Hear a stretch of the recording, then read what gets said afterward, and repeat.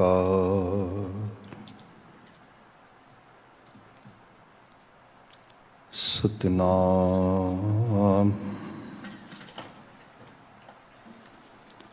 ਕਰਤਾ ਪੁਰਖ ਨਿਰਭਉ ਨਿਰਵੈਰ ਅਕਾਲ ਮੂਰਤ ਅਜੂਨੀ ਸੈਭੰ ਗੁਰ ਪ੍ਰਸਾਦ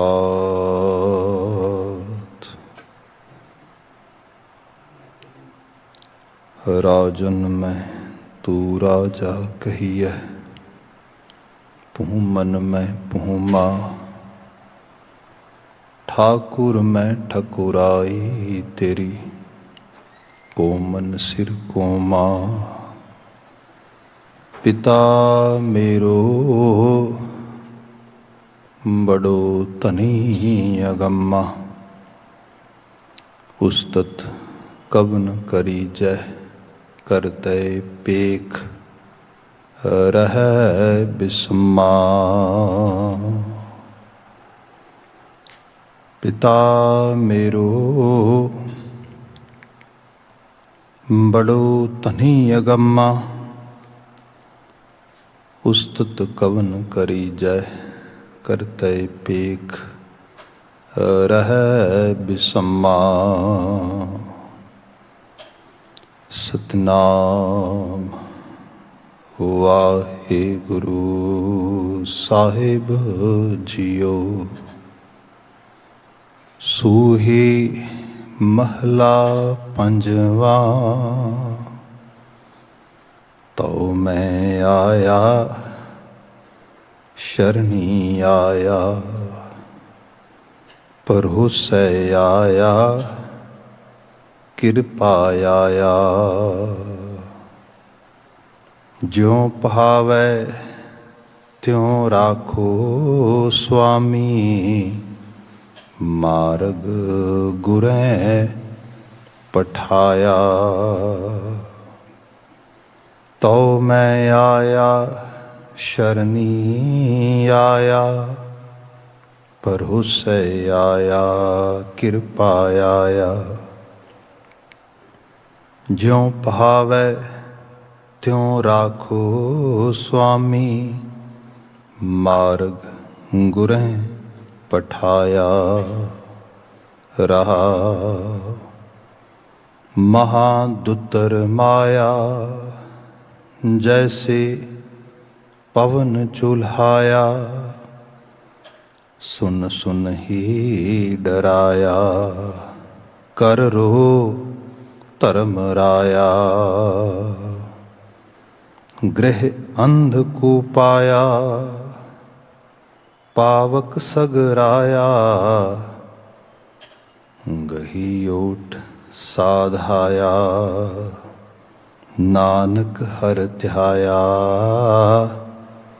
अब मैं पूरा पाया गही ओट साधाया नानक हर ध्याया अब मैं पूरा पाया। वाहिगुरु जी का खालसा वाहिगुरु जी की फतेह। जुगो जुग अटल शब्द सतगुरु तन तन गुरु ग्रंथ साहिब जी दातार पिता परिपूਰਨ अकाल पुरख वाहिगुरु जी आप जियां दी अपार बख्शिश है। शामा समय असी इस गुरदरबार दी आभा नूं माण रहे हैं। गुरबाणी दे उपदेशां दे नाल हिरदे घर नूं सरशार करन दा इह सानूं शुभ अवसर सुभाग प्राप्त है। शाम के दीवान विच गुरुद्वारा साहब तो रहराज साहब के जाप के नाल ਕੀਰਤਨ ਦੀ ਚੌਂਕੀ ਚੱਲ ਰਹੀ ਸੀ। ਹੁਣ ਜੋ ਸਮਾਂ ਬਣਿਆ ਹੈ ਇਹ ਗੁਰ ਵਿਆਖਿਆਨ ਦਾ ਹੈ, ਗੁਰੂ ਸ਼ਬਦ ਵਿਆਖਿਆਨ ਦਾ। ਇਸ ਗੋਚਰੇ ਸੂਹੀ ਰਾਗ ਸਾਨੂੰ ਵਿਚਾਰ ਲਈ ਪ੍ਰਾਪਤ ਹੈ। ਗੁਰੂ ਅਰਜਨ ਸਾਹਿਬ ਦੁਆਰਾ ਉਚਰਿਤ ਕੀਤੇ ਗਏ ਇਹ ਉਪਦੇਸ਼ ਪੜਤਾਲਾਂ ਦਾ ਇਹ ਬਚਨ ਜੋ ਆਪ ਜੀ ਨੇ ਜੇ ਹੁਣੇ ਪਾਠ ਰੂਪ ਵਿੱਚ ਸਰਵਨ ਕੀਤਾ ਹੈ। ਵਿਚਾਰ ਪ੍ਰਾਰੰਭ ਕਰਦੇ ਹਾਂ ਮੁੱਖ ਸੁਨੇਹੇ ਤੋਂ, ਜੋ ਕਿ ਇਸ ਪਾਵਨ ਸ਼ਬਦ ਦਾ ਕਹਿ ਲਓ ਕਿ ਧੁਰੇ ਦਾ ਵਾਕ ਹੈ, kind of thesis statement, main message carry ਕਰਦਾ ਹੈ। ਉਹਦੇ ਤੋਂ ਅਸੀਂ ਵਿਚਾਰ ਪ੍ਰਾਰੰਭ ਕਰ ਰਹੇ ਹਾਂ। ਸਭ ਜ਼ਿਕਰ ਕਰਦੇ ਨੇ, ਤਉ ਮੈਂ ਆਇਆ, ਸ਼ਰਣੀ ਆਇਆ, ਭਰੋਸਾ ਆਇਆ, ਕਿਰਪਾ ਆਇਆ, ਜਿਉ ਭਾਵੈ ਤਿਉ ਰਾਖੋ ਸੁਆਮੀ, ਮਾਰਗ ਗੁਰਹਿ ਪਠਾਇਆ। ਰਹਾਓ। ਬੜੇ ਲੈਂਗੁਇਸਟਿਕ ਸਾਈਡ ਤੋਂ ਬੜੇ ਅਲੰਕ੍ਰਿਤ ਭਾਵ ਵਿੱਚ ਇਹ ਸਾਰਾ ਬਚਨ ਉਚਰਿਤ ਹੋ ਰਿਹਾ ਹੈ। ਜਿਹੜਾ ਇਹਦੇ 'ਚ ਸੰਦੇਸ਼ ਆ, ਪਹਿਲਾਂ ਟਰਾਂਸਲੇਸ਼ਨ 'ਤੇ ਜਾਂਦੇ ਹਾਂ, ਫਿਰ ਇਹਦੇ ਭਾਵ ਨੂੰ, ਫਿਰ ਇਹਦੀ ਜਿਹੜਾ ਐਕਚੁਅਲ ਅਸਲ ਜੀਸਟ ਆ, ਜਿਹੜੀ ਅਸਲ ਇਹਦੇ ਪਿੱਛੇ ਪਈ ਸਿੱਖਿਆ ਆ, ਉਹਨੂੰ ਅਸੀਂ ਗ੍ਰੈਬ ਕਰਨ ਦਾ ਯਤਨ ਕਰਾਂਗੇ। ਇੱਥੇ ਜੋ ਵਾਕ ਆ ਰਿਹਾ, ਤਉ ਮੈਂ ਆਇਆ, ਤਉ ਦਾ ਮਤਲਬ ਇੱਥੇ ਬਣਦਾ ਤੇਰੇ ਤੱਕ ਮੈਂ ਪਹੁੰਚਿਆ ਹਾਂ। ਤਉ ਤੇਰੇ ਕੋਲ ਆਇਆ, ਮੇਨ ਕਿਸੇ ਵੱਲ ਜਿਵੇਂ ਅਸੀਂ ਸਪੈਸੀਫਿਕਲੀ ਇੱਕ ਇੰਡੀਕੇਸ਼ਨ ਕਰਦੇ ਹੋਏ ਕਹਿੰਦੇ ਹਾਂ ਕਿ ਮੈਂ ਤੇਰੇ ਕੋਲ ਆਇਆ ਹੈਗਾ। ਸਭ ਕਹਿੰਦੇ ਤਉ ਮੈਂ ਆਇਆ, ਮੈਂ ਤੇਰੇ ਕੋਲ ਆਇਆ, ਸ਼ਰਣੀ ਆਇਆ। ਅਤੇ ਮੇਰਾ ਤੇਰੇ ਕੋਲ ਆਉਣ ਦਾ ਜਿਹੜਾ ਤਰੀਕਾ ਆ ਉਹ ਕੋਈ ਕੁਝ ਹੋਰ ਨਹੀਂ, ਬਲਕਿ ਇੱਕ ਬੜਾ ਆਦਿਲ ਹੋ ਕੇ, ਬੜਾ ਅਰਜ਼ੋਈ ਨੁਮਾ, ਬੜਾ ਇੱਕ ਜਿਵੇਂ ਕੋਈ ਬੈਗਰ ਆਉਂਦਾ ਹੈਗਾ, ਮੈਂ ਤੇਰੀ ਸ਼ਰਨ ਆਇਆ ਵਾ। ਇਹ ਬਾਤ, ਇਹ ਬਚਨ ਇਹਦੇ 'ਚ ਆ ਰਿਹਾ ਹੈਗਾ। ਹੁਣ ਇੱਥੋਂ ਹੀ ਅਸੀਂ ਬਾਤ ਜੇ ਦੇਖੀਏ, ਗੱਲ ਇਹ ਹੈ ਕਿ ਬੀਇੰਗ ਏ ਹਿਊਮਨ, ਸਾਨੂੰ ਕੁਝ ਬੇਸਿਕ ਵਰਚੂਸ ਚਾਹੀਦੇ ਨੇ ਜ਼ਿੰਦਗੀ ਨੂੰ ਮਾਨਣ ਵਾਸਤੇ। ਜਦੋਂ ਅਸੀਂ ਦੇਖਦੇ ਹਾਂ ਅਕਸਰ ਸੰਸਾਰ ਦੇ ਵਿੱਚ ਅਸੀਂ ਦੁਖੀ ਹੁੰਦੇ ਹਾਂ, ਪਰੇਸ਼ਾਨ ਹੁੰਦੇ ਹਾਂ, we live some kind of under some kind of stress, some kind of worries, and most of the time we try to justify because we don't have enough material, we don't have enough money, we don't have enough। ਵਿੱਚ ਲੈ ਗਈ ਸਾਨੂੰ ਚੀਜ਼। Parents ਮੀਨ parents. ਜਦੋਂ ਤੁਸੀਂ distinguish ਕਰਕੇ specially gender based level 'ਤੇ ਚੱਲੋਗੇ, ਅਤੇ ਜਿਹੜਾ ਅੱਜ ਅਸੀਂ ਇੱਕ ਨਵਾਂ ਇੱਕ ਜਿਹੜਾ ਹੈਗਾ ਸਿਨੈਰੀਓ ਦੇਖ ਰਹੇ ਹਾਂ, ਕਲਾਮਤ ਦੇਖ ਰਹੇ ਹਾਂ, ਲਾਮਤ ਕਹਿਣੀ ਚਾਹੀਦਾ ਬੇਸਿਕਲੀ, ਜਿਹਦੇ ਅੰਦਰ ਸਿੰਗਲ ਪੇਰੈਂਟਿੰਗ ਮਾਡਲ ਆ ਗਿਆ ਹੈਗਾ। ਉਹਦੇ ਸਦਕਾ ਸੁਸਾਇਟੀ ਦੇਖੋ ਕਿੰਨਾ ਕੁਝ ਸਫਰ ਕਰ ਰਹੀ ਹੈ।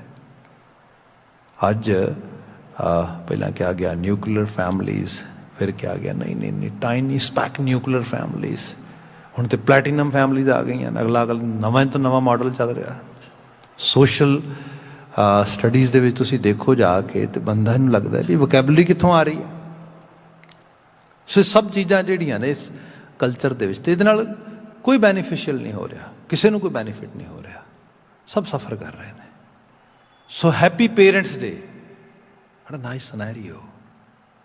ਤੁਸੀਂ ਇੱਕ ਫੈਮਿਲੀ ਵੈਲਿਊਜ਼ ਨੂੰ ਜਿਹੜਾ ਹੈਗਾ ਉਹਨੂੰ ਉਸ ਲੈਵਲ 'ਤੇ ਉਹਨੂੰ ਐਡਰੈਸ ਕਰੋਗੇ, ਉਹਦੀ ਇੰਪੋਰਟੈਂਸ ਨੂੰ ਜਿਹੜਾ ਉਭਾਰੋਗੇ। ਪਰ ਚਲੋ ਖੈਰ, ਹੈਪੀ ਫਾਦਰਸ ਡੇ ਅੱਜ ਉਸ ਕਿਸਮ ਦੀ ਗੱਲ ਹੋ ਰਹੀ ਹੈ। ਅਤੇ ਜੇ ਦੇਖਿਆ ਜਾਏ ਤਾਂ ਜਿਹੜੇ ਕਿਡਸ ਪੈਰੈਂਟ ਰਿਲੇਸ਼ਨਸ਼ਿਪ ਦੇ ਵਿੱਚ ਜਿਹੜੀ ਚੀਜ਼ ਦੋਵਾਂ ਨੂੰ ਪਿਆਰ ਨਹੀਂ ਮਾਨਣ ਦਿੰਦੀ, ਇੱਕ ਦੂਜੇ ਦਾ ਸਨੇਹ ਨਹੀਂ ਮਾਨਣ ਦਿੰਦੀ, ਉਹ ਜਿਹੜਾ ਸਭ ਤੋਂ ਵੱਡਾ ਹਰਡਲ ਆ, ਦੈਟ ਇਜ਼ ਈਗੋ, ਹੰਕਾਰ, ਅਹੰਗਤਾ। ਹੁਣ ਅਜੇ ਹੁਣੀ ਮੈਂ ਸ਼ੁਰੂਆਤ 'ਚ ਮੰਗਲ 'ਚ ਸ਼ਬਦ ਪੜ੍ਹ ਰਿਹਾ ਸੀਗਾ ਕਿ ਉਹ ਜਿਹੜਾ ਅਕਾਲ ਪੁਰਖ ਵਾਹਿਗੁਰੂ ਸਾਡਾ ਸਭ ਦਾ ਪਿਤਾ ਆ, ਅਤੇ ਉਸ ਪਿਤਾ ਦੀ ਖੂਬੀ ਕੀ ਬਿਆਨ ਕੀਤੀ ਜਾਏ। ਮਹਾਰਾਜ ਬਿਆਨ ਕਰਦੇ ਕਿ ਉਹ ਜਿਹੜਾ ਹੈਗਾ ਰਾਜਿਆਂ ਤੋਂ ਵੱਡਾ ਰਾਜਾ ਆ, ਉਹ ਭੂਮਨ ਮੈਂ ਭੂਮਾ, ਸਾਰੀ ਮਲਕੀਅਤ ਤੋਂ ਵੱਡੀ ਮਲਕੀਅਤ ਰੱਖਦਾ ਹੈ, पर इत्थे ही बस नहीं, सच ये है कि पिता मेरो बड़ो धनी अगम्मा उस्तत कवन करीजा। साडे कोल उहदी उस्तत वास्ते लफज भी नहीं है। हुण उसनूं असीं रब नूं पिता कहने आ, पिता अकाल पुरख वाहिगुरू। हुण उस रब अकाल पुरख वाहिगुरू जी ने सानूं संसारक तौर पर जीवन जीण दा आ मौका दिता, सबब दिता है। सवेरे सवेरे काफ़ी लंबी चौड़ी इत्ते बात हुई सीगी, पर मैं टूक मात्र बयान करदा। जे उन्हें मौका दिता तो फिर सानूं रोल दिता आ। किते रोल एज ए पिता के तौर पर मिल गया, किसी नूं रोल एज ए औलाद के तौर पर मिलिया, पर पिता नूं उस लैवल ते वो एड्रैस हो रहा है, पिता नालों इंटरैक्शन कर रहा है। हुण आप सिंपल लैवल ते देखो, रब पिता तो नहीं वे दिसदा किते ना, वो तो अदृश्य, वो तो उस रूप दे इनविजिबल आ। पर जिहड़े संसारिक पेरेंटल साडे कोल रिलेशनशिप्स हैगियां ने, असीं उन्हां नूं ते देख ही रहे हैं ना। क्यों नहीं उन्हां नूं माणदे? उन्हां दे विच रब दी जोत वेखदे। तो ये भी चीज़ है, बीइंग ए पेरेंट भी इस लैवल ते आ जाइए। रब पिता साडा सारियां दा, रब दा साडे नाल किस किस्म का वर्ताव है? कि वो जजमेंटल है, कि उहदियां बड़ियां हाई एक्सपैक्टेशनस ने साडे तो, कि वो पैर पैर दे उत्ते बड़ी नोज पोकिंग करता है, कि उस तरीके इस किसी सब चीज़ां जे सारे उहदे च गुण हैगे ने, तो जिथे असीं बीइंग ए पेरेंट रोल अदा कर रहे हैं, असीं भी कुछ अदा करिए। देखो दोनों रूप आ रहे हैं। एक रब का सत्कार साडे लई बड़ा इंतहा है, जो उसे रब की बख्शिश की हुई एक रिश्ता सानूं मिलिया पेरेंट्स के रूप दे विच, उहनूं भी माणो उस लैवल ते, उस तरीके। ये सही रूप दे विच कहा जाए तो जीवन यह इबादत है, भगती है, बंदगी उस लैवल ते समझनी।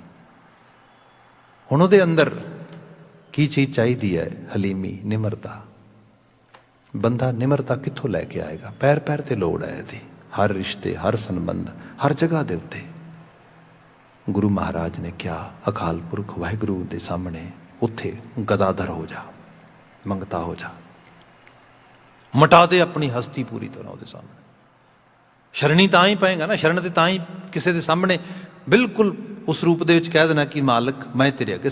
लिटरली शब्द ने बाणी दे, हम भीखक पेखारी तेरे, तू निज पत है दाता। दाता मैं तेरे दर दा पखारी हाँ, मैं तेरी मेरी निज पत तेरे कोल ही है, तू ही असल च मैनू रख सकता है। इत्थे गुरु अर्जन साहब जिक्र करते हैं, तो मैं आया, मैं तेरे कोल आया हाँ, तेरे आसरे आया हाँ, शरणी आया।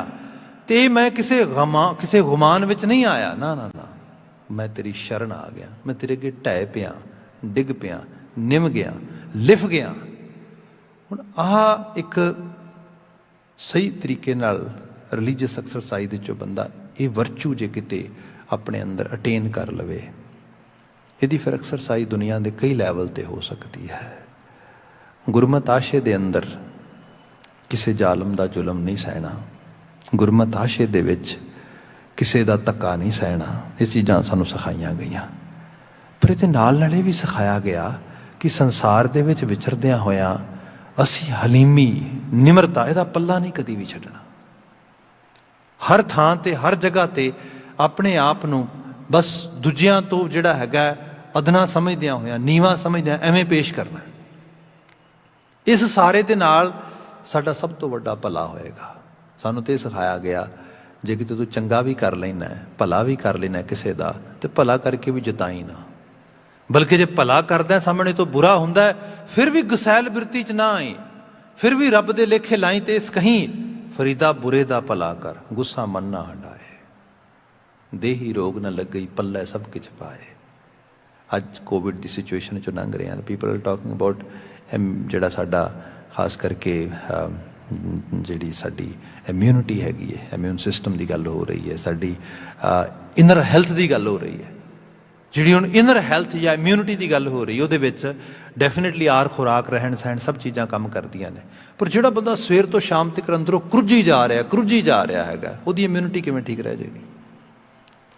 साडे कोल तो स्टडीज़ पईयां ने, लोकी कहिंदे ने भी कोई बंदा अल्सर का शिकार हो गया, कोई बंदा अंदर कोई जिहड़ा हैगा मेटाबॉलिज्म सिस्टम दे विच कुछ समस्या आ रही है, कुछ होर डाइजेस्टिव सिस्टम में इशूज़ आ रहे हैं बड़ा, तो कई बार कोई रीज़न नहीं लभदा, ਈਵਨ ਥਾਇਰੋਇਡਸ ਦੇ ਵਿੱਚ ਸਾਡੇ ਕੋਲ ਇੰਨੀ ਸਟੱਡੀ ਆ ਗਈ ਹੈ, ਕੋਈ ਡਾਇਰੈਕਟ ਰੀਜ਼ਨ ਨਹੀਂ ਲੱਭ ਰਿਹਾ ਵੀ ਇਹ ਕਿਉਂ ਇੰਨਾ ਜ਼ਿਆਦਾ ਫਲਕਚੁਏਟ ਹੋ ਰਿਹਾ, ਵੱਧ ਰਿਹਾ ਜਾਂ ਘਟ ਰਿਹਾ ਉਸ ਤਰੀਕੇ ਦੇ ਨਾਲ। ਅਖੀਰ ਪਤਾ ਹੈ ਲੱਗਦਾ ਹੈ ਸਟ੍ਰੈਸ। ਫਿਰ ਪਤਾ ਲੱਗਦਾ ਹੈ ਸਟ੍ਰੈਸ ਦੇ ਪਿੱਛੇ ਕੁਝ ਹੋਰ ਬੇਸਿਕ ਚੀਜ਼ਾਂ ਨੇ। ਬੇਸਿਕ ਚੀਜ਼ਾਂ ਕੀ ਨੇ? ਜਿਵੇਂ ਗੁੱਸਾ ਆ, ਜਿਵੇਂ ਫਰਸਟ੍ਰੇਸ਼ਨ ਆ, ਜਿਵੇਂ ਕਿਸੇ ਸਾਰੇ ਰੂਪ ਦੇ 'ਚ ਜੇ ਬੰਦਾ ਇਹ ਸਾਰੇ ਦਾ ਤਿਆਗ ਕਰਕੇ, ਪਰਿਤਿਆਗ ਕਰਕੇ, ਆਪਣੇ ਤੋਂ ਦੂਰ ਕਰਕੇ ਇੱਕ ਅਕਾਲ ਪੁਰਖ ਵਾਹਿਗੁਰੂ ਉਸ ਹਸਤੀ ਤੇ ਕੋਈ ਜਿਹੜੀ ਐਗਜ਼ਿਸਟੈਂਸ ਤੇ ਭਰੋਸਾ ਕਰਦਾ ਹੋਇਆ ਉਹਦੇ ਨਾਲ ਸਾਂਝ ਬਣਾਵੇ।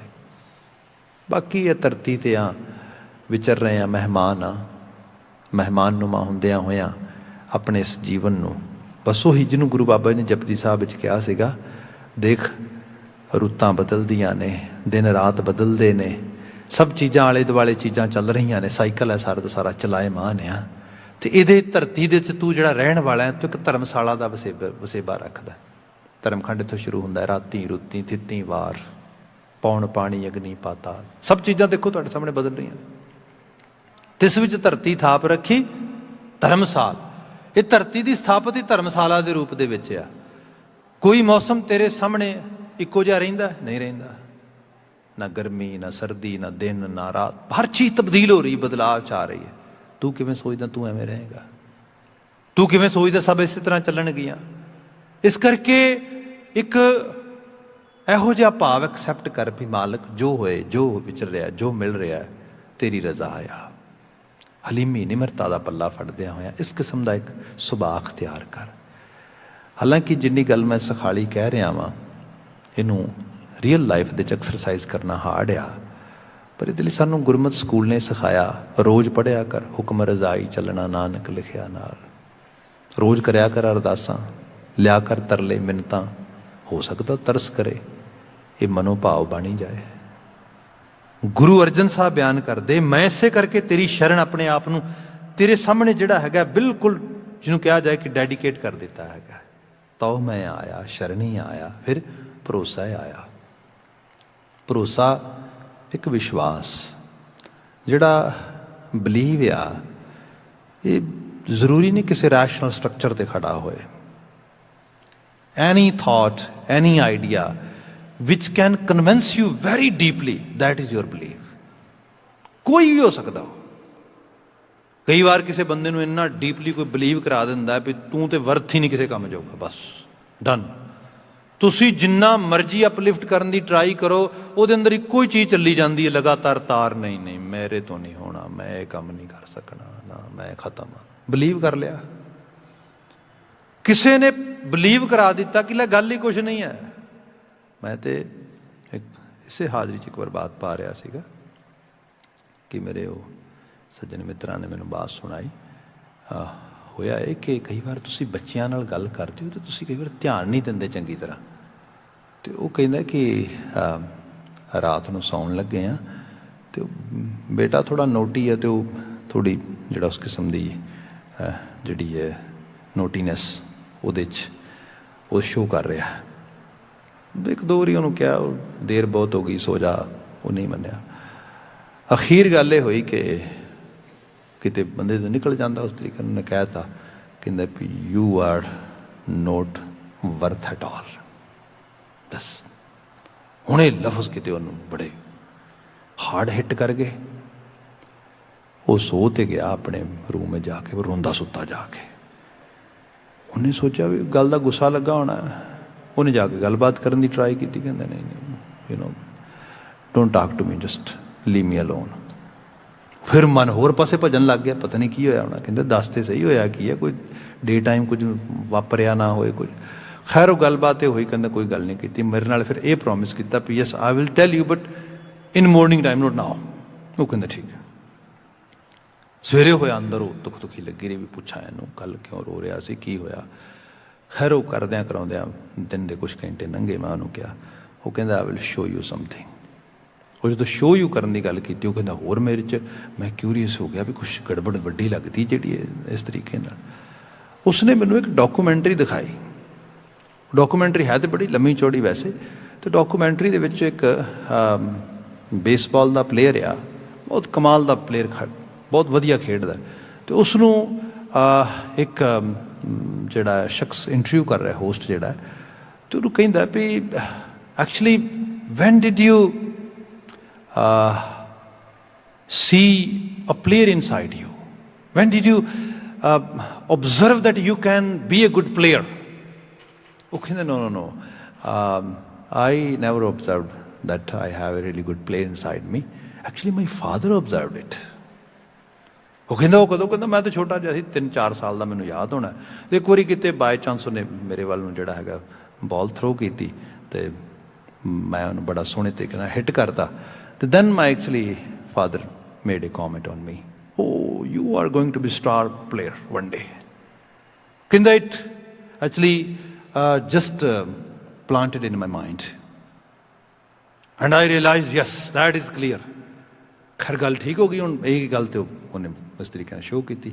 ਨਾਲ ਹੀ ਉਹਦਾ ਜਿਹੜਾ ਨੈਕਸਟ ਪਾਰਟ ਹੈ ਉਹਦੇ 'ਚ ਕੀ ਹੈ, ਉਹ 'ਚ ਇੱਕ ਬੰਦਾ ਪ੍ਰਿਜ਼ਨ 'ਚ ਬੈਠਾ, ਤੇ ਉਹ ਪ੍ਰਿਜ਼ਨਰ ਜਿਹੜਾ ਆ ਉਹਨੂੰ ਪੁੱਛਦਾ ਹੋਸਟ, ਕਹਿੰਦਾ ਵੀ ਤੂੰ ਪ੍ਰਿਜ਼ਨ 'ਚ ਬੈਠਾ ਹੈ, ਲਾਈਫ ਵੇ ਸਟੋਰੀ ਹੈ ਤੇਰੀ, ਆਖਰਕਾਰ ਇਹ ਤੈਨੂੰ ਕਦੋਂ ਆਈਡੀਆ ਹੋਇਆ ਵੀ ਤੂੰ ਇਸ ਪਾਸੇ ਚੱਲਣਾ ਆ, ਪ੍ਰਿਜ਼ਨ ਤੇਰਾ ਐਂਡ ਹੋਏਗਾ? ਕਹਿੰਦਾ ਨਹੀਂ, ਮੈਨੂੰ ਨਹੀਂ ਸੀ ਆਈਡੀਆ ਆਇਆ, ਬੜਾ ਛੋਟਾ ਜਿਹਾ ਮੇਰਾ ਡੈਡੀ ਮੈਨੂੰ ਕਹਿੰਦਾ ਸੀ, ਕਹਿੰਦਾ ਪਰ ਤੇਰੀ ਥਾਂ ਜੇਲ੍ਹ ਹੈ ਜੀ, ਹੋਰ ਕਿਤੇ ਨਹੀਂ ਆਇਆ. Words can carve on our heart. That is belief. ਜਿਹੜਾ ਉਹ ਅੰਦਰ ਉਕਰ ਜਾਂਦੇ ਨੇ ਉਸ ਰੂਪ ਦੇ ਵਿੱਚ, ਇਸੇ ਲਈ ਕਿਹਾ ਜਾਂਦਾ ਆ ਲਫ਼ਜ਼ਾਂ ਨੂੰ, ਹਰਫਾਂ ਨੂੰ, ਅਲਫਾਜ਼ਾਂ ਨੂੰ, ਅੱਖਰਾਂ ਨੂੰ ਬੜਾ ਚੁਣੋ, ਚੁਣ ਕੇ ਬੋਲੋ, ਚੁਣ ਕੇ ਸੁਣੋ. ਸਾਰੀ ਬਾਣੀ ਨੂੰ ਪੜ੍ਹੋ. ਜਿਹੜਾ ਬਾਣੀ ਦੇ ਵਿੱਚ ਇੱਕ ਆਪਟੀਮਿਸਟਿਕ ਰੰਗ ਆ ਨਾ, ਉਹ ਕਿਤੇ ਵੀ ਨਹੀਂ ਟੁੱਟਦਾ. ਬਾਣੀ ਕਹਿੰਦੀ ਹੈ ਤੂੰ ਅਪਰਾਧੀ ਹੈ, ਤੂੰ ਗੁਨੇਗਾਰ ਹੈ, ਤੂੰ ਮਾੜਾ ਹੈ, ਤੂੰ ਜੋ ਕੁਛ ਵੀ ਹੈ, ਕਰਤਾਰ ਤੇ ਭਰੋਸਾ ਰੱਖੀ. ਉਹ ਬੜਾ ਬੇਅੰਤ ਹੈ, ਉਹ ਬਾਂਹ ਫੜ ਲੈਂਦਾ ਹੈ. ਉਹ ਜਦੋਂ ਬਾਂਹ ਫੜਦਾ ਉਹ ਛੱਡਦਾ ਨਹੀਂ. ਸੋ ਇਸ ਕਿਸਮ ਦੀ ਜਿਹੜੀ ਬਾਤ ਆ, ਗੁਰੂ ਅਰਜਨ ਸਾਹਿਬ ਬਿਆਨ ਕਰਦੇ, ਹੇ ਅਕਾਲ ਪੁਰਖ ਵਾਹਿਗੁਰੂ, ਮੈਂ ਇੱਕ ਵਿਸ਼ਵਾਸ ਦੀ ਤੰਦ ਤੇਰੇ ਨਾਲ ਜੋੜਦੀ ਹੈ. ਬਚਨ ਆ ਤਉ ਮੈਂ ਆਇਆ, ਸ਼ਰਣੀ ਆਇਆ, ਭਰੋਸਾ ਆਇਆ, ਕਿਰਪਾ ਆਇਆ. ਤੇ ਭਰੋਸਾ ਕਦਾ? ਤੇਰੀ ਕਿਰਪਾ ਹੋਏਗੀ, ਪੱਕੀ ਹੋਏਗੀ. ਤੂੰ ਤਰਸਦਾ ਘਰ ਆ, ਤੂੰ ਮੇਰੇ ਤੇ ਤਰਸ ਕਰੇਗਾ. I am ਗੋਨਾ receive actually shower of your blessings. I have totally clear in my mind. ਇਹ ਜਿਹੜੀ ਚੀਜ਼ ਆ, ਇਹ ਬਾਤ ਇਹਦੇ 'ਚ ਮਹਾਰਾਜ ਬਿਆਨ ਕਰਦੇ, ਨਾਲ ਜ਼ਿਕਰ ਕੀਤਾ ਇਹਦੇ ਨਾਲ ਹੀ, ਜਿਉਂ ਭਾਵੈ ਤਿਉਂ ਰਾਖੋ ਸੁਆਮੀ, ਮਾਰਗ ਗੁਰੇ ਪਠਾਇਆ. ਤੇ ਇਹ ਵੀ ਹੈ, ਮੈਂ ਤੇਰੇ ਨਾਲ ਕੋਈ ਗਿਲਾ ਵੀ ਨਹੀਂ ਕਰਦਾ, ਸ਼ਿਕਵਾ ਵੀ ਕੋਈ ਨਹੀਂ. ਜਿਉਂ ਭਾਵੈ ਤਿਉਂ ਰਾਖੋ ਸੁਆਮੀ, ਜਿਵੇਂ ਤੈਨੂੰ ਭਾਉਂਦਾ ਉਵੇਂ ਰੱਖੀ. ਤੇ ਫਿਰ ਸਪੋਜ਼ ਕਰੋ ਮੈਂ ਇੱਕ ਪਾਸੇ ਕਹਿ ਰਿਹਾ ਮੈਂ ਤੇਰੀ ਸ਼ਰਨ ਆਇਆ, ਮੈਂ ਭਰੋਸੇ 'ਚ ਆ, ਮੈਂ ਤੇਰੀ ਬਖਸ਼ਿਸ਼ ਦਾ ਪਾਤਰ ਬਣਨਾ ਆ. ਦੂਜੇ ਪਾਸੇ ਇਹ ਹੈ ਵੀ ਮਾਲਕਾ ਤੂੰ ਕਰੇ ਨਾ ਕਰੇ, ਤਰਸੇ ਤੇਰੇ ਆਪਣੀ ਮਰਜ਼ੀ ਹੈ, ਪਰ ਮੈਂ ਇਹ ਤੇਰੇ ਕੋਲ ਆ ਗਿਆ ਵਾਂ. ਆਖਰਕਾਰ ਮੈਂ ਇੰਨਾ ਜ਼ਿਆਦਾ ਇਸ ਤਰੀਕੇ ਨਾਲ ਇੰਨਾ ਡੈਡੀਕੇਟਿਡ ਕਿਵੇਂ ਹੋ ਸਕਦਾ? ਮੇਰੇ ਅੰਦਰ ਇਹ ਇਤਨੀ ਕਲੈਰਿਟੀ ਕਿਸ ਤਰ੍ਹਾਂ ਹੋ ਸਕਦੀ ਹੈ? ਜਾਂ I am totally going to follow this path. ਮਹਾਰਾਜ ਤੇ ਬਿਆਨ ਕਰਦੇ, ਮਾਰਗ ਗੁਰੇ ਪਠਾਇਆ, ਕਿਉਂਕਿ ਮੇਰੇ ਗੁਰੂ ਨੇ ਮੈਨੂੰ ਦੱਸ ਦਿੱਤਾ, ਇਹ ਰਾਹ ਨਾ ਛੱਡੀ, ਇਹ ਰਾਹ ਨਾ ਤਿਆਗੀ. ਹੁਣ ਜਿਹੜਾ ਗੁਰੂ ਦਾ ਰੋਲ ਆ, ਇਹ ਮਾਸਟਰ ਦਾ ਰੋਲ ਆ. ਦੇਖੋ ਘਰਾਂ ਥਾਵਾਂ ਦੇ ਵਿੱਚ ਮਾਂ ਬਾਪ ਵੀ ਗੁਰੂ ਹੁੰਦੇ ਨੇ, ਟੀਚਰ ਉਸਤਾਦ ਨੂੰ ਅਸੀਂ ਗੁਰੂ ਮੰਨਦੇ ਹਾਂ, ਤੇ ਸਾਡਾ ਤੇ ਗੁਰੂ ਦਾ ਪੂਰਾ ਇੰਸਟੀਟਿਊਸ਼ਨ ਹੈ. ਅਸੀਂ ਗੁਰੂ ਗੁਰੂ ਫੂਕਦੇ ਹਾਂ. ਸਾਡੇ ਗੁਰੂ ਨੇ ਉਹ ਕਰਕੇ ਵਿਖਾਇਆ. ਦੇਖੋ ਅਸੀਂ ਵਾਕ ਪੜ੍ਹਦੇ ਹਾਂ, ਸਾਹਿਬ ਤੁਠੈ ਜੋ ਮਿਲੈ ਨਾਨਕ ਸਾ ਕਰਾਮਾਤ. ਕਰਾਮਾਤ ਕੀ ਹੈ? ਕਰਾਮਾਤ ਇਹ ਹੈ ਕਿ ਖਿੱਤਾ, ਜਿਹਨੂੰ ਧਰਤੀ ਜਿਹੜੀ ਹੈ, ਤੁਸੀਂ ਦਰਿਆਵਾਂ ਦੀ ਧਰਤੀ, ਪੰਜਾਬ ਦੀ ਧਰਤੀ ਕਹਿੰਦੇ ਹੋ, ਉਸ ਧਰਤੀ ਦੇ ਉੱਤੇ ਲੋਕੀ ਗੁਲਾਮਾਂ ਤੋਂ ਬੱਤਰ ਜ਼ਿੰਦਗੀ ਬਤੀਤ ਕਰਦੇ ਨੇ, ਤੇ ਉਹਨਾਂ ਨੂੰ ਗੁਲਾਮ ਬਣਾਉਣ ਵਾਸਤੇ ਬੜੀ ਬੜੀ ਦੂਰੋਂ ਲੋਕ ਆਉਂਦੇ ਫੌਜਾਂ ਲੈ ਕੇ, ਕਿਤੇ ਖੁਰਾਸਾਨ ਤੋਂ, ਕਿਤੇ ਤੁਰਕੀ ਤੋਂ, ਕਿਤੇ ਈਰਾਨ ਤੋਂ, ਇਰਾਕ ਤੋਂ, ਈਵਨ ਹੋਰ ਪਿੱਛੇ ਚਲੇ ਜਾਓ, ਮਿਡਲ ਈਸਟ ਤੱਕ ਤੁਹਾਡੀ ਬਾਤ ਬਣ ਜਾਏਗੀ, ਗ੍ਰੀਸ ਤੱਕ, ਯੂਨਾਨ ਤੱਕ ਲੋਕੀ ਆਉਂਦੇ ਉਸ ਤਰੀਕੇ ਨਾਲ. ਅਫਗਾਨਾਂ ਪਠਾਨਾਂ ਦੀ ਤਾਂ ਗੱਲ ਹੀ ਕੀ ਛੱਡੋ ਤੁਸੀਂ. ਤੇ ਫਿਰ ਇੱਕ ਪਾਸੇ ਉਹ ਆ ਕੇ ਇੱਥੇ ਜ਼ੁਲਮ ਕਰਦੇ, ਤੇ ਦੂਸਰੇ ਪਾਸੇ ਜਿਹੜਾ ਇੱਥੋਂ ਦਾ ਆਪਣਾ ਇਨਵਾਇਰਮੈਂਟ ਆ, ਉਹਦੇ ਵਿੱਚ ਇਤਨਾ ਡੀਪ ਲੈਵਲ ਤੇ ਪੀੜ੍ਹੀ ਦਰ ਪੀੜ੍ਹੀ ਜਿਹੜਾ ਰੂਟਡ ਕੀਤਾ ਗਿਆ ਹੈਗਾ ਕਾਸਟ ਸਿਸਟਮ, ਜਿਸ 'ਚ ਇੱਕ ਵੱਡੀ ਸ਼੍ਰੇਣੀ ਸ਼ੂਦਰਾਂ ਦੀ ਬਣਾ ਦਿੱਤੀ, ਅਛੂਤ, ਜਿਨ੍ਹਾਂ ਮੰਨ ਲਿਆ ਸਾਡੀ ਹੋਣੀ ਇਹ ਹੈ, ਸਾਡੇ ਤੋਂ ਕੋਈ ਕਿਸੇ ਉੱਚੀ ਜਾਤ ਵਾਲੇ ਤੇ ਪਰਛਾਵਾਂ ਨਾ ਪੈ ਜੇ, ਕਿਤੇ ਭਾਂਡੇ ਨੂੰ ਹੱਥ ਨਾ ਲੱਗ ਜੇ, ਸਾਡਾ ਤੇ ਜਨਮ ਭ੍ਰਸ਼ਟ ਹੋ ਜਾਏਗਾ। ਮਤਲਬ ਇਹ ਐਕਸਰਸਾਈਜ਼ ਲੋਕੀ ਕਰ ਰਹੇ ਹਜ਼ਾਰਾਂ ਸਾਲਾਂ ਤੋਂ। ਤੇ ਉਹਨਾਂ ਲੋਕਾਂ ਦੇ ਬਾਬਤ 1469 ਦੇ ਵਿੱਚ 1469 ਦੇ ਅੰਦਰ ਇੱਕ ਹਸਤੀ ਉੱਥੇ ਆਮਦ ਲੈਂਦੀ ਹੈ, ਤੇ ਆਮਦ ਲੈ ਕੇ 5-7 ਸਾਲਾਂ ਦੇ ਵਿੱਚ ਜਾਂ 9 ਸਾਲਾਂ 'ਚ ਲੈ ਲਓ, 9 ਸਾਲ ਤੇ ਸਿੱਧੀ ਉਹ ਕਹਿੰਦੀ ਕਿ ਮੈਂ ਇੱਥੇ ਚੇਂਜ ਕਰ ਦੇਣਾ ਸਾਰਾ, ਮੈਂ ਸਭ ਤਬਦੀਲ ਕਰ ਦੇਣਾ। ਲੋਕੀ ਕਹਿਣਗੇ ਕਿਹੜੀ ਗੱਲ ਕਰਦੇ ਹੋ, ਕੀ ਚੇਂਜ ਕਰੋਗੇ ਇੱਥੇ ਚੇਂਜ ਕਰੋਗੇ ਉਸ ਉਹਨਾਂ ਹਾਕਮਾਂ ਦਾ ਆਉਣਾ, ਲਟੇਰਿਆਂ ਦਾ ਆਉਣਾ, ਇੱਥੇ ਤੁਗਲਕਾਂ ਦਾ, ਇੱਥੇ ਖਿਜਲੀਆਂ ਦਾ, ਇੱਥੇ ਉਹ ਸਾਰੇ ਲੋਕ ਜਿਹੜੇ ਨੇ ਉਹ ਬੰਦ, ਉਹਨਾਂ ਦਾ ਆਉਣਾ ਬੰਦ ਹੋ ਜਾਏਗਾ। ਜਾਂ ਇਹ ਸਾਰੀ ਸੁਸਾਇਟੀ ਦੇ ਵਿੱਚ ਜਿਹੜੀ ਸੋ ਕਾਲਡ ਸੁਪਰਮੇਸੀ ਐਕਸਰਸਾਈਜ਼ ਕਰ ਰਿਹਾ ਬ੍ਰਾਹਮਣ ਤੋਂ ਦਾ ਸਾਰਾ ਨਿਜ਼ਾਮ ਉਹ ਤੋੜ ਦੇਗਾ। ਕੀ ਕਰੋਗੇ ਤੁਸੀਂ? ਲੋਕੀ ਕਹਿੰਦੇ ਹੋਣਗੇ ਬਾਬਾ ਨਾਨਕ ਜੀ ਨੂੰ ਕੋਈ ਨਾ 9 ਸਾਲ ਦਾ ਬੱਚਾ ਹੈ, ਪਤਾ ਨਹੀਂ ਹੈਗਾ, ਜਿਹਨੇ ਉਹ ਨਹੀਂ ਪਾ ਰਿਹਾ ਤੇ ਕੋਈ ਗੱਲ ਨਹੀਂ, ਪਲ ਨੂੰ ਪਾਲੇਗਾ, ਪਰ ਜਾਏਗਾ ਕਿੱਥੇ? ਆਖਰਕਾਰ ਇਸ ਏਡੇ ਵੱਡੇ ਸਟਰਕਚਰ ਨੂੰ, ਏਡੀ ਵੱਡੀ ਚੀਜ਼ ਨੂੰ ਕਿਵੇਂ ਭਰੋਸਾ ਆਇਆ? ਬਾਬਾ ਜੀ ਕਹਿੰਦੇ ਨਹੀਂ, ਇਹ ਸਭ ਟੁੱਟ ਜਾਏਗਾ, ਕੋਈ ਬੰਦਾ ਨਹੀਂ ਸੋਚ ਸਕਦਾ ਟੁੱਟ ਜਾਏਗਾ। ਹਕੀਕਤ ਇਹ ਹੈ, ਮਾਤਰ 10 ਪੀੜ੍ਹੀਆਂ, 10 ਗੁਰੂ ਸਾਹਿਬ ਹੋਏ ਨਾ, ਕੋਈ 250 ਸਾਲ ਦਾ ਸਮਾਂ ਆ। ਹਿਸਟਰੀ ਦੇ 250 ਸਾਲ ਦਾ ਸਮਾਂ ਕੋਈ ਵੱਡਾ ਸਮਾਂ ਨਹੀਂ ਹੁੰਦਾ, ਬਹੁਤ ਥੋੜਾ ਜਿਹਾ, it's tiny period of time ਆ, ਬਹੁਤ ਥੋੜਾ ਜਿਹਾ ਹਿੱਸਾ, ਬੜੀ ਛੋਟੀ ਜੀ ਜਿਹੜੀ ਹੈਗੀ ਏ ਜਿਹੜੀ ਪੌਕਟ ਆ, ਇਹਦੇ ਵਿੱਚ ਪੂਰੇ ਦਾ ਪੂਰਾ ਯੁੱਗ ਬਦਲ ਜਾਂਦਾ, ਮੀਨਿੰਗ ਆਫ ਰਿਲੀਜਨ ਬਦਲ ਜਾਂਦੇ ਲੋਕਾਂ ਲਈ। ਜਿਸ ਖਿੱਤੇ 'ਚ ਇਹ ਕਿਹਾ ਜਾਂਦਾ ਸੀ ਅਹਿੰਸਾ ਪਰਮ ਧਰਮੋ, ਨਾ ਨਾ ਨਾ ਨਾ, ਨੰਗੀ ਕਰਦ ਹਮੂ ਨਹੀਂ ਪਕੜੀ, ਚਿੜੀ ਉਡੇ ਡਰ ਸੇ ਮਰ ਜਾਏ। ਇੱਥੇ ਹਾਲਤ ਆ ਵੀ ਕਰਦ ਕੋਈ ਨੰਗੀ ਰੱਖਦੇ ਨਾ ਤੇ ਡਰ ਲੱਗਦਾ ਹੈ ਵੀ ਕਿਤੇ ਕਿਤੇ ਕੁਛ ਲੱਗ ਨਾ ਜਾਏ ਕਿਤੇ, ਇਸ ਕਿਸਮ ਦੀ ਹਾਲਤ ਆ। ਇੱਥੇ ਜਿਹੜਾ ਲੋਹੇ ਦਾ ਔਜ਼ਾਰ ਤੇ ਲੋਹੇ ਦਾ ਹਥਿਆਰ, ਇਹਨਾਂ ਨੂੰ ਹੱਥ ਲਾਣਾ ਇਹ ਪਾਪ ਦੇ ਨੁਮਾਇੰਦੇ ਆ। ਉੱਥੇ ਹਾਲਤ ਇਹ ਹੋ ਗਈ ਕਿ ਲੋਹੇ ਦੀਆਂ ਟਾਂਕਾਂ ਖੜਕਦੀਆਂ ਨੇ, ਸੂਰਮੇ ਦੀ ਇੱਕ ਵੱਖਰੀ ਕਿਸਮ ਦੀ ਪਹਿਚਾਣ ਆ ਜਾਂਦੀ। ਫਿਰ ਇਹ ਤੇ ਜ਼ਾਲਮ ਵੀ ਨਹੀਂ, ਉਹ ਧਰਤੀ ਦੇ ਉੱਤੇ ਬਿਲਕੁਲ ਹਰ ਇੱਕ ਤਰ੍ਹਾਂ ਦੇ ਕਿਹਾ ਜਾਏ ਗੁਨਾਹ ਤੋਂ, ਹਰ ਇੱਕ ਤਰ੍ਹਾਂ ਦੇ ਗੁੱਸੇ ਤੋਂ, ਹਰ ਇੱਕ ਤਰ੍ਹਾਂ ਦੇ ਬਦਲਾਖੋਰੀ ਤੋਂ ਬਿਲਕੁਲ ਪਾਕ ਸਾਫ਼ ਹੋ ਗਿਆ। ਉਹਦੇ ਲਈ ਧਰਤੀ ਦੇ ਉੱਤੇ ਮਨੁੱਖਤਾ ਦੇ ਕਲਿਆਣ ਹਿੱਤ ਆਪਣਾ ਆਪਾ ਕੁਰਬਾਨ ਕਰਨਾ, ਆਪਣਾ ਪਰਿਵਾਰ ਕੁਰਬਾਨ ਕਰਨਾ, ਸਭ ਕੁਝ ਨੂੰ ਛਾਵਰ ਕਰਕੇ ਤੇ ਫਿਰ ਮੰਗਣਾ ਵੀ ਕੁਝ ਨਹੀਂ। ਐਡੀ ਆਈਡੀਅਲ ਪਿਕਚਰ ਲੱਭੇਗੀ ਧਰਤੀ ਦੇ ਉੱਤੇ? ਨੋ ਵੇ। ਛੋਟਾ ਜਿਹਾ ਰੰਗ ਐਡ ਕਰਕੇ ਇਹਦੇ ਨਾਲ ਵਾਈਂਡ ਅਪ ਕਰ ਦੇਣਾ ਸਾਰਾ ਵਚਨ। ਤੇ ਜੋ ਮੈਂ ਬਿਆਨ ਕਰ ਰਿਹਾ, it's not any kind of fantasy ਔਰ ਫਿਲਮੀ ਸਟੋਰੀ, ਅਫਸਾਨਾ ਨਹੀਂ ਹੈਗਾ ਕੋਈ, ਨਾ ਅਫਸਾਨੇਕਾਰੀ ਹੈ। ਇਹ ਤਾਂ ਬਿਲਕੁਲ ਡਾਟਾ ਬੇਸਡ ਤੁਹਾਡੀ ਤਵਾਰੀਖ ਹੈ ਜਿਹੜੀ ਬਿਆਨ ਕਰ ਰਿਹਾ। ਉਹ 'ਚ ਇਹ ਜ਼ਿਕਰ ਮਿਲਦਾ ਹੈ ਕਿ ਭਾਈ ਮਨੀ ਸਿੰਘ ਜੀ ਨੂੰ ਜਦੋਂ ਸ਼ਹੀਦ ਕਰਨ ਲੱਗੇ ਤਾਂ ਬੰਦ ਜੁਦਾ ਕਰਨ ਦੀ ਗੱਲ ਹੋਈ ਉਹਨਾਂ ਦੇ। ਕਾਜ਼ੀ ਫਤਵਾ ਲਾਉਂਦਾ ਆ, ਭਾਈ ਮਨੀ ਸਿੰਘ ਤੋਂ ਕੌਣ ਨਹੀਂ ਵਾਕਫ? ਏਡੇ ਆਲਮੀ ਲਿਖਾਰੀ ਨੇ, ਸਾਰੀ ਉਮਰ 90 ਵਰ੍ਹੇ ਤੋਂ ਵੱਧ ਉਮਰ ਜਿਹੜੀ ਹੈ ਪੰਜਾਬ ਦੀ ਧਰਤੀ ਦੇ ਉੱਤੇ ਗੁਰਮਤਿ ਸਕੂਲ ਆਫ ਥਾਟ ਨੂੰ ਉਹਨੂੰ ਸਪਰੈਡ ਕਰਦਿਆਂ, ਉਹਦਾ ਪ੍ਰਚਾਰ ਪ੍ਰਸਾਰ ਕਰਦਿਆਂ ਜੀਵਨ ਬਤੀਤ ਕੀਤਾ। ਕਾਜ਼ੀ ਨੂੰ ਵੀ ਪਤਾ ਆ ਇਹ ਬੜਾ ਸਕਾਲਰ ਬੰਦਾ ਆ, ਬੜਾ ਧਰਮੀ ਬੰਦਾ ਆ, ਬੜਾ ਇਹਦਾ ਤੇ ਰੁਤਬਾ ਹੀ ਬੜਾ ਜਿਹੜਾ ਹੈ ਦਿਗਰ ਆ। ਉਹ ਫਿਰ ਜਦੋਂ ਫਤਵਾ ਲਾ ਦਿੰਦਾ ਤੇ ਫਤਵਾ ਲਾ ਕੇ ਪੁੱਛਦਾ ਭਾਈ ਸਾਹਿਬ ਤੋਂ ਵੀ ਭਾਈ ਮਨੀ ਸਿੰਘ ਨੂੰ ਵੀ ਓਏ ਅਸੀਂ ਤੇ ਕੁਝ ਦੁਆਵਾਂ ਪੜ੍ਹਦੇ ਹਾਂ, ਕੁਝ ਕਲੌਤਾਂ ਕਰਦੇ ਹਾਂ, ਕੁਝ ਆਪਣੇ ਵੱਲੋਂ ਜ਼ਕਾਤਾਂ ਅਦਾ ਕਰਦੇ ਹਾਂ, ਵਕਤ ਬਣੇ ਕਿਤੇ ਹਜ ਤੇ ਜਾ ਆਉਂਦੇ ਹਾਂ। ਇਹ ਸਭ ਕੁਝ ਕਰਕੇ ਇਹਦੇ ਇਵਜ ਵਿੱਚ ਖੁਦਾ ਤੋਂ ਬਹਿਸ਼ਤ ਮੰਗ ਲੈਂਦੇ ਹਾਂ, ਬਹਿਸ਼ਤ ਜਾ ਬੈਂਦੇ ਹਾਂ। ਉਹ ਜੇ ਉਹਦੇ ਸਾਹਮਣੇ ਵੇਖਿਆ ਜਾਏ ਤੇ ਤੇਰੀ ਤੇ ਇੰਤਹਾ ਹੀ ਹੈ ਨਾ।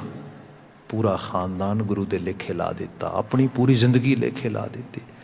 ਅਖੀਰ ਉਮਰ ਦੇ ਇਸ ਪੜਾਅ ਦੇ ਵਿੱਚ ਜੇ ਜਾਨ ਵੀ ਜਾਣ ਲੱਗੀ ਹੈ, ਉਹ ਕਹਿੰਦਾ ਜਿਬਾ ਕਰਨ ਲੱਗੇ ਆ ਤੈਨੂੰ, ਕਤਲ ਕਰਨ ਲੱਗੇ ਆ ਤੈਨੂੰ, ਤੇ ਕਿਵੇਂ ਕਰਨ ਲੱਗੇ ਆ ਕੋਈ ਬੰਦਾ ਸੋਚ ਨਹੀਂ ਸਕਦਾ। ਪੋਰਿਆਂ ਪੋਰਿਆਂ ਵੱਢ ਕੇ ਇਸ ਤਰੀਕੇ ਨਾਲ। ਸਵਾਲ ਤੇਰੇ ਤੇ ਕਿ ਇਹ ਹੈ ਕਿ ਇਤਨਾ ਸਭ ਕੁਝ ਸਹਿ ਕੇ, ਇਤਨਾ ਸਭ ਕੁਝ ਕਰਕੇ ਮੰਗਿਆ ਕੀ ਹੈ? ਅਲਟੀਮੇਟਲੀ ਤੇਰੀ ਕੁਝ ਡਿਮਾਂਡ ਵੀ ਹੋਏਗੀ, ਇੰਨਾ ਸਭ ਸੈਕਰੀਫਾਈਸਿਸ ਤੋਂ ਬਾਅਦ ਕੁਝ ਤੇਰੀ ਵੀ ਇੱਛਾ ਹੋਏਗੀ। ਕਿਸੇ ਕਿਸੇ ਦੀ ਬੰਦੇ ਦੀ, ਹਰ ਇੱਕ ਦੀ ਇੱਛਾ ਹੁੰਦੀ ਹੈ। ਮੈਂ ਮਾਫੀ ਮੰਗਾਂਗਾ when we read or listen this kind of history and people usually say Bhai Sahib it's too good to believe। ਇਹ ਬਲੀਵ ਕਰਨਾ ਨਹੀਂ ਲੱਗਦਾ, ਐਵੇਂ ਹੋ ਸਕਦਾ, ਐਵੇਂ ਵੀ ਹੋ ਸਕਦਾ। ਉਹ ਕਹਿੰਦਾ ਆਖਿਰਕਾਰ ਮੰਗਿਆ ਕੀ ਆ? ਕੁਝ ਤੇ ਇੱਛਾ ਹੋਏਗੀ ਨਾ। ਤੇ ਕਹਿੰਦੇ ਨੇ ਭਾਈ ਸਾਹਿਬ ਦਾ ਜਵਾਬ ਸੀਗਾ, ਕਹਿੰਦੇ ਕਾਜ਼ੀ ਸੱਚੀ ਪੁੱਛਦਾ ਮੇਰੇ ਤੋਂ? ਕਹਿੰਦੇ ਹਾਂ। ਕਹਿੰਦੇ ਜੇ ਮੇਰੇ ਤੋਂ ਪੁੱਛਦਾ ਤੇ ਮੈਂ ਤੈਨੂੰ ਦੱਸਦਾ ਅੱਜ ਵੀ ਮੇਰੀ ਮੰਗ ਹੈ। ਤੇ ਮੰਗ ਪਤਾ ਕੀ ਹੈ? ਮੰਗ ਇਹੀ ਹੈ ਵੀ ਵਿਣ ਤੁਧ ਹੋਰ ਜੇ ਮੰਗਣਾ ਸਿਰ ਦੁੱਖਾਂ ਕੇ ਦੁੱਖ, ਦੇਹ ਨਾਮ ਸੰਤੋਖਿਆ ਉਤਰੈ ਮਨ ਕੀ ਭੁੱਖ। ਕਾਜ਼ੀ ਕੀ ਮੰਗਾਂਗਾ? ਮੇਰੇ ਕੋਲ ਮੰਗਣ ਦੀ ਵੀ ਸਮਰੱਥਾ ਨਹੀਂ ਹੈਗੀ। ਇਹ ਤੇ ਗੁਰੂ ਨਾਨਕ ਸਾਹਿਬ ਜਿਸ ਵਕਤ ਸਰ ਧਰਤੀ ਤੇ ਆ ਰਹੇ ਨੇ, ਉਦੋਂ ਗੁਰੂ ਨਾਨਕ ਸਾਹਿਬ ਕਹਿੰਦੇ ਇਹ ਆਈਡੀਅਲ, ਇਹ ਮਨੁੱਖ ਦੀ ਘਾਟ ਕੱਢਣੀ, ਖਾਲਿਸ ਬਣਾਉਣਾ ਇਸ ਲੈਵਲ ਤੇ। ਕਿਆ ਗੱਲ ਕਰ ਰਹੇ ਹੋ ਬਾਬਾ ਜੀ? ਇੱਥੇ ਤੇ ਹਾਲਤ ਇਹ ਬਣੀ ਪਈ ਹੈ ਵੀ ਕੁਛ ਨਹੀਂ ਹੋ ਸਕਦਾ। ਇਹ ਐਕਚੁਅਲ ਲੈਵਲ ਤੇ ਕਰਾਮਾਤ।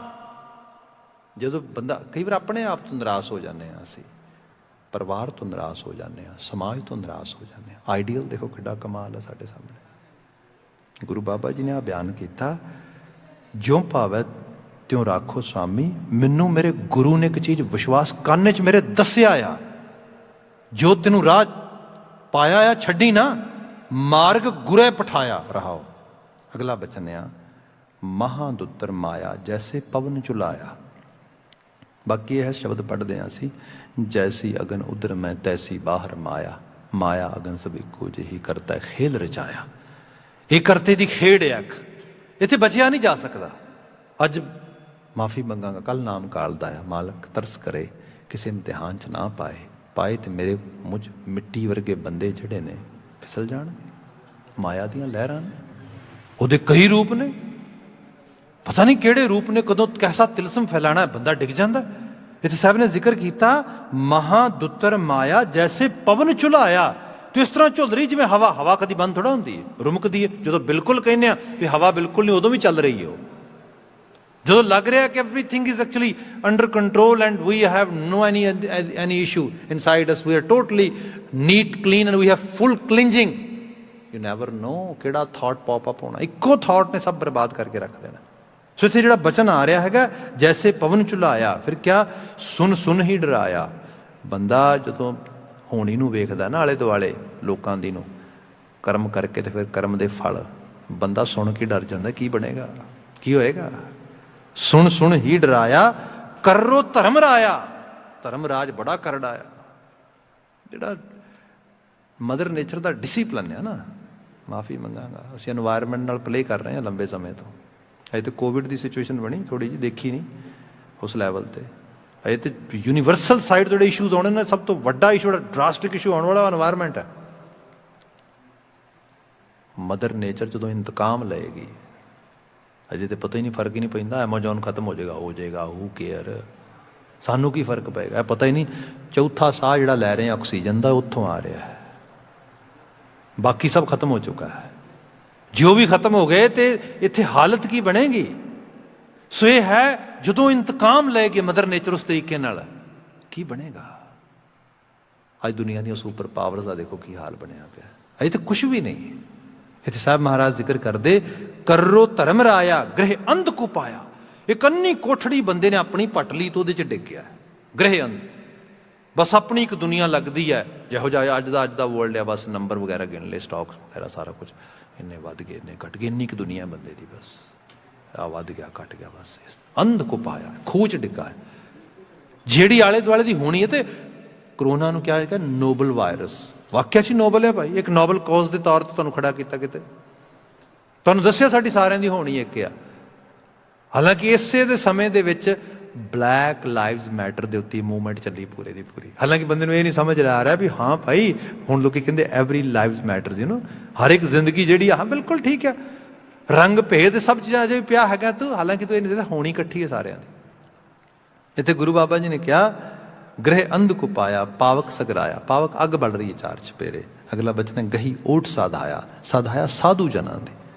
ਜੇ ਤੁਸੀਂ ਗੁਰੂ ਸਾਧੂ ਨੂੰ ਬਾਤ ਕਰ ਲਓ ਇੱਥੇ, ਉਹਦੀ ਓਟ ਲਵੋਗੇ, ਉਹਦਾ ਸਹਾਰਾ ਲਓਗੇ, ਉਹਦੇ ਵਿਚਾਰ ਖਿਆਲ ਸੋਚਾਂ ਉਸ ਡਿਸਿਪਲਿਨ ਨੂੰ ਫੋਲੋ ਕਰਨ ਲਈ ਤਿਆਰ ਹੋਵੋਗੇ।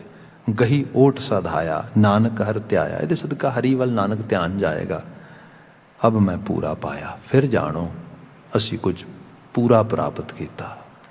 ਅਦਰਵਾਈਜ਼ ਬੰਦਾ ਪੈਦਾ ਅਧੂਰਾ ਹੋਇਆ, ਜੀਵਿਆ ਅਧੂਰਾ, ਤੇ ਅਧੂਰਾ ਹੀ ਚਲਾ ਗਿਆ।